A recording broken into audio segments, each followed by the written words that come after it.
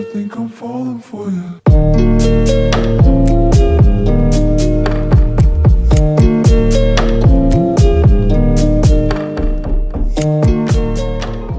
Hello everyone, my name is Jishnu Goyal और इस YouTube playlist में मैं तुम्हें कॉटलिन लैंग्वेज सिखाने वाला हूँ। और मेरा टारगेट ये रहने वाला है कि इससे तुम्हें जो भी नॉलेज गेन हो उसको तुम अपनी खुद की ऐप्स में इम्प्लीमेंट कर पाओ।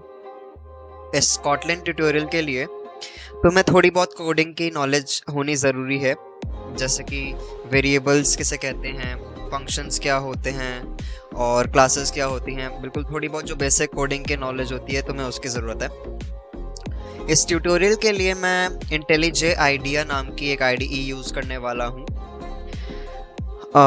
इन केस तुम्हें ये वाली IDE ना यूज़ करनी हो इस ट्यूटोरियल के लिए, तो डिस्क्रिप्शन में एक लिंक है जो तुम्हें डायरेक्टली इस ऑनलाइन कॉटलिन कंपाइलर पे ले जाएगा।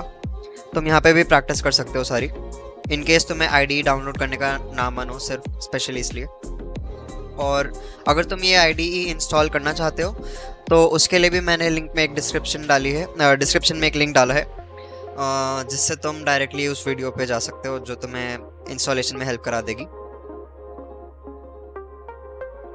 तो प्रोजेक्ट को सेटअप करने के लिए हमें क्या करना है, सबसे पहले हमें ये चेक करना है कि हमारे पास कॉटलिन प्लगइन इंस्टॉल्ड है कि नहीं। तो उसके लिए हम क्या कर सकते हैं, डबल शिफ्ट दबाओ, प्लगइन्स। तुम यहाँ पे प्लगइन्स टाइप करो। तो जैसे तुम प्लगइन्स टाइप करोगे तो यहाँ पे लिखा हुआ आएगा प्लगइन। इसको क्लिक किया, मार्केट प्लेस, और फिर हम यहाँ पे टाइप करेंगे कॉटलिन। इनके मेरे में पहले से इंस्टॉल्ड है, अगर तुम्हारे में इंस्टॉल्ड नहीं हो तो सबसे पहले से इंस्टॉल करना है, ओके पे क्लिक करना है।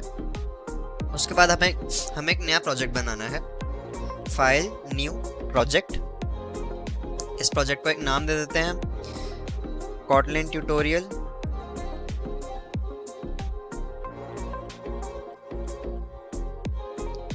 हमें यहाँ पे कॉटलिन सिलेक्ट करना है।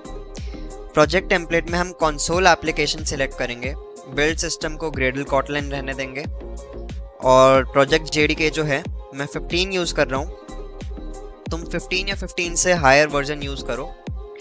और अगर सपोज़ यहाँ पे तुम्हें कोई भी ऑप्शन नहीं नज़र आ रहा है तो फिर डाउनलोड JDK पे क्लिक करो, वो तुम्हारा डायरेक्टली डाउनलोड कर देगा। उसके बाद नेक्स्ट पे क्लिक किया, यहाँ पे सब कुछ डिफ़ॉल्ट पे रहने देंगे और फिनिश पे क्लिक कर देंगे। मैंने प्रोजेक्ट पहले से क्रिएट कर लिया है, और लेकिन तुम्हें फिनिश पे यहाँ पे क्लिक करना है।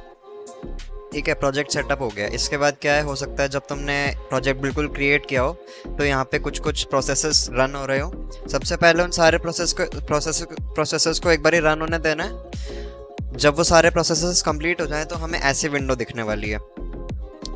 तो देखो कॉटलिन IDE ने तुम्हारे लिए, जब तुमने प्रोजेक्ट क्रिएट किया तो क्या क्या रिसोर्सेज बनाए हैं। इन सारे रिसोर्सेज में से हमें किससे मतलब है अभी, ये src मेन कॉटलिन main.kt। तो ये मेन फाइल है। तो जब ये मेन में आया तो फिर ये सबसे पहले क्या कह रहा है, ये तुम्हें println hello world सबसे पहले से ही लिखा हुआ है। इसको रन करके देखो। तो जैसे ही तुमने इसे रन किया तो फिर उसने तुम्हें दिखा दिया, ये तुम्हारा बिल्ड आउटपुट है, हेलो वर्ल्ड आ गया। ये तुम्हारा फर्स्ट प्रोग्राम था, हेलो वर्ल्ड कैसे प्रिंट करता है कॉटलिन में।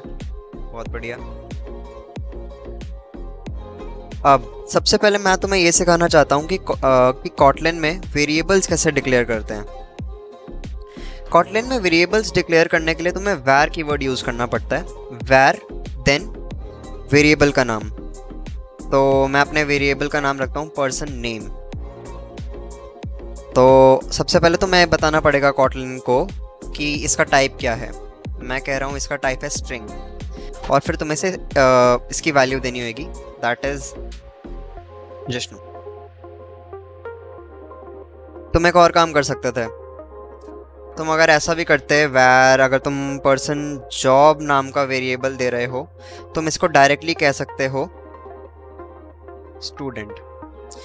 क्या नोटिस किया तुमने कि मैंने इसको पिछली बारी की तरह स्ट्रिंग, इसको मैंने बताया नहीं कि ये स्ट्रिंग वेरिएबल है, लेकिन अब इसको खुद ही पता है कि ये एक स्ट्रिंग वेरिएबल है। तुम इस तरीके से भी वेरिएबल को डिक्लेयर कर सकते हो। और जो इसने खुद डिटेक्ट किया है कि ये वाला स्ट्रिंग वेरिएबल है, इसको कहते हैं कॉटलिन में टाइप इन्फरेंस। बहुत बढ़िया। तीसरा देखो, तुम एक और चीज़ कर सकते हो। अब मैंने किया पर्सन एज, मैंने बस को बताया कि ये है इंट, ठीक है। और इसको इनिशियलाइज मैं नेक्स्ट लाइन में भी कर सकता हूँ, person age is equal to, ये भी अलाउड है इसमें। अब एक और चीज देखो, val is eligible to vote Boolean equals to true. इस बार तुम देखो, मैंने वैर नहीं वैल यूज किया है। जो वैर होता है वो एक म्यूटेबल टाइप है। इसका मतलब फ्यूचर में वैर वाला जो वेरिएबल है उसकी वैल्यू तुम चेंज कर सकते हो, बट वैल जो होता है वो फिक्स्ड होता है, इम्यूटेबल होता है, इसकी वैल्यू चेंज नहीं हो सकती है। मैं करके दिखाता हूँ। तुम अगर पर्सन नेम जो है इसको अगर तुम अर्जुन करो तो कॉटलिन आईडी तुम्हें कोई प्रॉब्लम नहीं देगी, बट अगर तुम इज एलिजिबल टू वोट वाला जो वेरिएबल है इसको चेंज करके तुम फॉल्स करना चाहो तो यहाँ पे एरर आ जाएगा। Val can not be reassigned change to var, क्योंकि वैर वाला जो वेरिएबल होता है तुम उसको चेंज कर सकते हो, उसकी वैल्यू तुम फ्यूचर में चेंज कर सकते हो।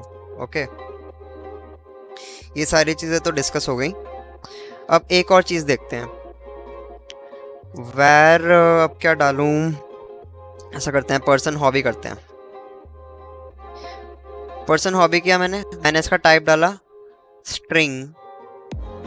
स्ट्रिंग और मैंने इसको कर दिया नल।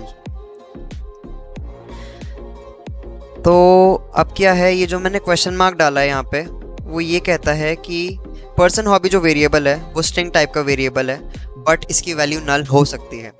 बाकी सारे जो वेरिएबल्स हैं उनके सामने क्वेश्चन मार्क तुमने नहीं लगाए, उसका ये मतलब है कि वहाँ पे नलेबिलिटी अलाउड नहीं है, वहाँ पे तुम नल वैल्यू नहीं पास कर सकते। पर्सन हॉबी को चेंज करके मैं अभी भी कोई और वैल्यू दे सकता हूँ, जैसे कि कोडिंग। अभी उसे कोई प्रॉब्लम नहीं है क्योंकि ये वैर था, ये नल भी हो सकता है, इसकी कोई और वैल्यू भी हो सकती है, और इसकी वैल्यू तुम फ्यूचर में चेंज भी कर सकते हो क्योंकि ये वैर है। तो एक दो चीज़ जो तुम और कर सकते हो यहाँ पे वो तुम देखो, वैर और वैल बिल्कुल सेम है, बिल्कुल बस फ़र्क किस चीज़ का है, म्यूटेबिलिटी का फ़र्क है। वैल वाले जो हैं वो तुम्हारे इम्यूटेबल वेरिएबल्स हैं, उन्हें चेंज नहीं कर सकते, उनकी वैल्यू चेंज नहीं हो सकती फ्यूचर में, बट वैर वाले वेरिएबल्स की वैल्यू चेंज हो सकती है। एक वैल का एग्जांपल और लेते हैं, वैर फेवरेट वेब सीरीज़, ठीक है। ये अगर तुम्हारा स्ट्रिंग टाइप का है तो इसमें मैंने तुम्हें ये नहीं दिखाया कि तुम ये कर सकते हो। अब तुमने इसको सबसे पहले डिक्लेयर किया कि ये स्ट्रिंग टाइप का है, और फिर तुमने फेवरेट वेब सीरीज़ को नेक्स्ट लाइन में इनिशियलाइज कर दिया। तो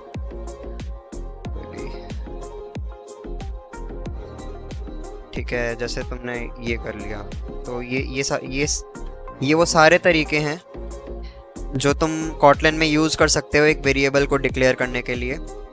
वेरिएबल्स को डिक्लेयर करने के लिए ये तरीके हैं जो तुम्हें पता होने चाहिए, तुम्हें कंफ्यूज होने की ज़रूरत नहीं है फ्यूचर में, अगर तुम इनमें से कोई भी कॉन्फ़िगरेशन में वेरिएबल को डिक्लेयर होते हुए देख रहे हो तो।